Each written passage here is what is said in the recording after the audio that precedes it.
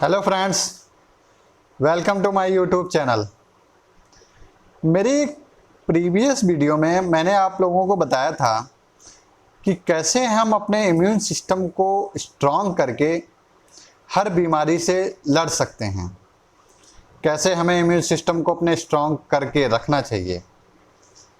पर आज की वीडियो में मैं आप लोगों को एक बेसिक नॉलेज इम्यून सिस्टम की भी देना चाहता हूँ, जिससे आपको एटलीस्ट पता हो कि एग्जैक्टली हमारे बॉडी का सिस्टम कैसे काम करता है, कैसे वो बीमारियों से लड़ता है, कैसे कोई नया बैक्टीरिया वायरस हमारे बॉडी में एंटर करता है और उसका क्या प्रोसेस होता है। हमारे बॉडी का डिफेंस सिस्टम ऊपर वाले ने जब बनाया तो इस तरीके का बनाया है कि उसमें सब कुछ है। कंप्लीट डिफेंस सिस्टम, जैसे किसी देश की सेना होती है, डिफेंस सिस्टम होता है किसी भी बाहरी देश के अटैक से लड़ने के लिए, उससे संभलने के लिए और उससे सतर्क रहने के लिए। जैसे किसी देश की सीमा होती है, बॉर्डर होता है, सैनिक होते हैं, इंटेलिजेंस सिस्टम होता है, वेपन्स होते हैं और दूर संचार केंद्र होता है जो सूचना का आदान प्रदान करता है। इन सब को मिला के एक डिफेंस सिस्टम तैयार होता है जो किसी भी देश के अटैक से हमें हमेशा बचा के रखता है। अगर कोई सोचता भी है हम पे अटैक करने के लिए तो वो जानता है कि इनका डिफेंस सिस्टम कितना स्ट्रांग है। वैसे ही हमारे बॉडी का डिफेंस सिस्टम, हमारे बॉडी में सेल वॉल जो होती हैं वो एक बॉर्डर का काम करती हैं। कोई भी बाहरी आउटर वायरस, बैक्टीरिया, फंगस, कोई भी तत्व जो हमारी बॉडी को नुकसान पहुंचा सकता है, वो हमारी बॉडी में एंटर करने के लिए सेल वॉल का सहारा लेता है, माउथ का सहारा लेता है, हमारे नोज से जा सकता है, कानों से जा सकता है। इस तरीके से ये हमारे बॉर्डर हैं। बट ये इस तरीके से डिजाइन होते हैं कि किसी भी बैक्टीरिया वायरस को एंटर होने के लिए बहुत मशक्कत करनी पड़ती है। इसी तरीके से हमारा दूर संचार केंद्र का काम करता है। हमारे जो मैसेंजर्स होते हैं वो कोई भी वायरस, बैक्टीरिया या कोई भी एलिमेंट अगर एंटर करता है तो वो डायरेक्टली मस्तिष्क तक ये खबर पहुंचाते हैं। मस्तिष्क तुरंत अलर्ट हो जाता है, वो अपने सारे डिफेंस सिस्टम को एक्टिवेट कर देता है कि हाँ, कोई बाहरी तत्व हमारे एंटर हो चुका है हमारे यहाँ। तब हमारे इंटेलिजेंस विभाग का काम करते हैं हमारे एंटीबॉडीज़।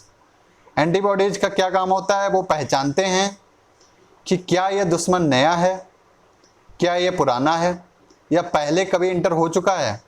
अगर पहले एंटर हो चुका है तो जो एंटीबॉडीज बन चुकी हैं, जो पहले से ही हैं, उनको आगे किया जाता है कि जाइए आप इनसे निपटिए। इस तरीके से हमारा मैकेनिज्म काम करता है। हमारे बॉडी में जब ये युद्ध होता है तो काफ़ी बहुत सारे फ्री रेडिकल्स जनरेट होते हैं। ये फ्री रेडिकल्स हमारे सेल वॉल को, सेल्स को, प्रोटीन को, लिपिड्स को, ये सभी को रप्चर कर देते हैं, कंप्लीटली रप्चर, और अंदर ही अंदर कमज़ोर करते हैं। बट हमारी बॉडी की मैकेनिज्म इतनी स्ट्रांग होती है कि इस फ्री रेडिकल्स से हुए नुकसान को भी भरने के लिए हमारे पास मैकेनिज्म अवेलेबल है। उसको सही करने के लिए अमीनो एसिड तुरंत दोबारा नई प्रोटीन बना देते हैं, सेल्स दोबारा तैयार हो जाती हैं। सारा प्रोसेस बहुत स्ट्रांग तरीके से हमारे बॉडी के इंटरनल पार्ट्स में होता रहता है। बट ये फ्री रेडिकल्स जब हम लोगों का खान पान गलत हो जाता है, हम लोग गलत इन द सेंस आप हेल्दी नहीं खाते हैं, आप बहुत ऑयली खा रहे हैं, आउटसाइड फूड खा रहे हैं, कुछ उसमें हेल्दी न्यूट्रिएंट्स नहीं है, विटामिन्स नहीं है, मिनरल्स नहीं है, आप इस तरीके के फूड को, आप आउटसाइड फूड को ज़्यादा इम्पोर्टेंट समझते हैं।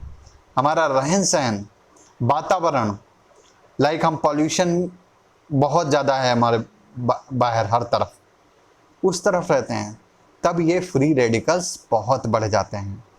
इतने बढ़ जाते हैं कि ये ऑक्सीडेटिव स्ट्रेस लाइक जैसे हम लोग नहीं स्ट्रेस लेते हैं तो टेंशन हो जाती है, सर दर्द होने लगता है, वैसे ही हमारा बॉडी का इम्यून सिस्टम ऑक्सीडेटिव स्ट्रेस की कंडीशन में आ जाता है।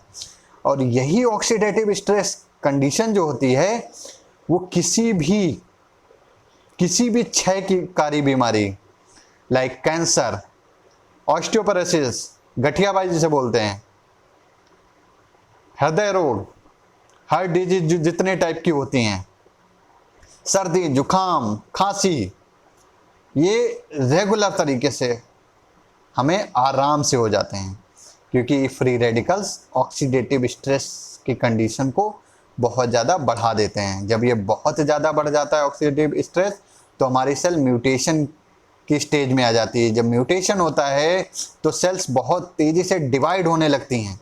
जैसे जैसे डिवाइड होने लगती हैं वैसे वैसे कैंसर होने के चांसेस होते हैं। हम लोग कहते हैं ना, हम लोग कुछ भी बाहर का नहीं खाते हैं, धूम्रपान नहीं करते हैं, कुछ नहीं करते हैं, गुटखा नहीं खाया, कुछ नहीं खाया, फिर भी कैंसर हो रहा है। कैंसर का ये एक रीजन है ऑक्सीडेटिव स्ट्रेस की कंडीशन होना। ऑक्सीडेटिव स्ट्रेस की कंडीशन को हम नॉर्मलाइज कैसे कर सकते हैं? क्वेश्चन ये है, अगर हम किसी मशीनरी से कंटिन्यूसली वर्क लेंगे, कंटिन्यूसली उससे काम कराएंगे, तो वो क्या खराब नहीं होगी? क्या वो कमज़ोर नहीं होगी? उसके हम गाड़ी चलाते हैं रेगुलर तरीके से, उसकी सर्विस की ज़रूरत पड़ती है ना। वैसे ही हम अगर अपने बॉडी के इम्यून सिस्टम से ज़्यादा काम लेते हैं, हम खान पान पे कोई ध्यान ही नहीं दे रहे हैं, हम जो मिल रहा है वो खाए ले रहे हैं, जो कुछ है ठीक है, बॉडी पचा लेगी, कोई दिक्कत नहीं, हमारे बॉडी का मैकेनिज्म है।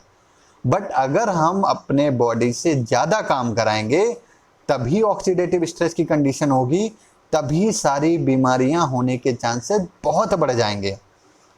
हमारे पास सब कुछ है, साइंस का मैं बता रहा हूं, कोई भी साइंस किसी भी चीज को ठीक नहीं करती, हमारा मैकेनिज्म ही ठीक करता है। कोई भी मेडिसिन हम खाते हैं, हमारे मैकेनिज्म को ही वो स्ट्रांग बनाती है, बूस्ट अप करती है, वो लड़ता है जाके। कोई मेडिसिन लड़ने नहीं जाती है, कभी नहीं। आप कुछ भी खाते हो, सर दर्द की दवा खाते हो, क्या गोली लड़ने जाती है? नहीं, हमारे पास पहले से मैकेनिज्म है, वो डायरेक्टली ब्रेन को सूचित करती है, ब्रेन एक्टिवेट करता है, हार्मोन्स को सिक्रेट करता है। तो हमारे पास मैकेनिज्म है, डिफेंस सिस्टम हमारा इतना स्ट्रांग है, बट हम उससे ज़्यादा अगर काम लेंगे तो बीमारियों को बढ़ावा ही देंगे। हमें चाहिए कि हम अपने बॉडी में एंटीऑक्सीडेंट्स की मात्रा बढ़ाएं। एंटीऑक्सीडेंट्स फ्री रेडिकल्स को, जैसे होता है ना, एंटीऑक्सीडेंट्स फ्री रेडिकल्स को खा जाते हैं, किल कर देते हैं।